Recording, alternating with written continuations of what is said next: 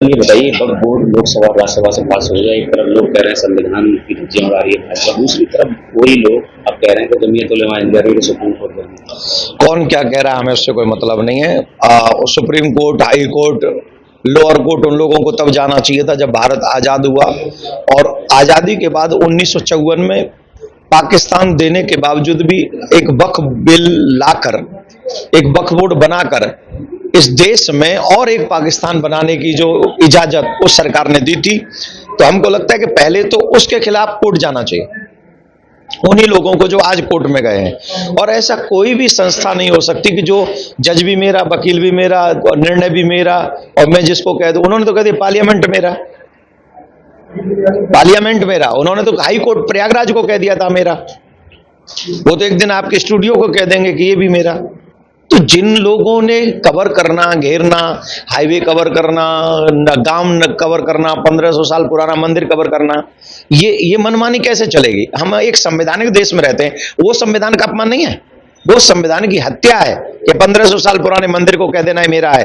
इतने पूरे 2000 के 3000 लोग जिस गांव में रह रहे हैं उस पूरे गांव को कह देना ये मेरा है और 2 लोगों का नाम छोड़ देना, ये है संविधान की हत्या। और ऐसी संविधान की हत्या जब खुद करते रहे 75 साल, तब उन्हें न कोर्ट की याद आई, न सुप्रीम कोर्ट की याद आई।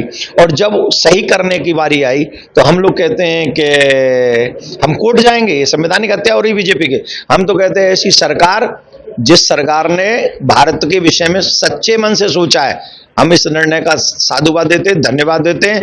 कोर्ट चले जाएं, कहीं चले जाएं, वो जिस रास्ते पे जाएंगे, सनातनी उस रास्ते पे जाके इस निर्णय को सिद्ध करेगा।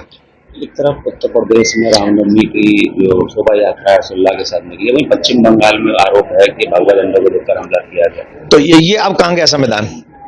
हमला करने वाले कौन है? हमला करने वाले बंगाल देश से थोड़ी आए, बांग्लादेश से आए हमला करने वाले, बंगाल के ही है ना।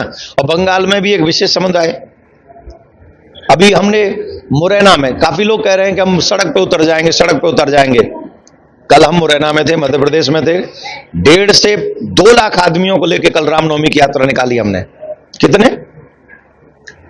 तुम कोर्ट में जाओ तो कोर्ट में अपनी बात सिद्ध करेंगे, तुम सड़क पे आओ तो हम सड़क पे अपनी बात सिद्ध करेंगे, तुम देश पे कब्जा करना चाहोगे तो वो होने नहीं देंगे, आप चाहे जहां चले जाओ। ये पूरा देश राम का था, राम का है, माय डियर, राम का ही रहेगा। बंगाल में तो हालत दूसरे रहेगी, कब तक रह लेगी? 26 में देख लेंगे, देख लेंगे। क्यों ममता बनर्जी के राज में? ममता बनर्जी भी तो हिंदू है, ये तो उन्हें आत्मचिंतन करना चाहिए कि एक हिंदू के घर में पैदा होकर और सनातन धर्म के शोभा यात्रा पर अगर वहां पत्थरबाजी हो रही है तो ममता बनर्जी के लिए चिंतनीय विषय है। यहां आप कितने साल रह लेंगे मुख्यमंत्री? कितने साल? 20 साल, 25 साल, 50 साल? इसके बाद भी तो एक बार जीवन को हमें कहीं ना कहीं छोड़ना पड़ता ना, यात्रा को।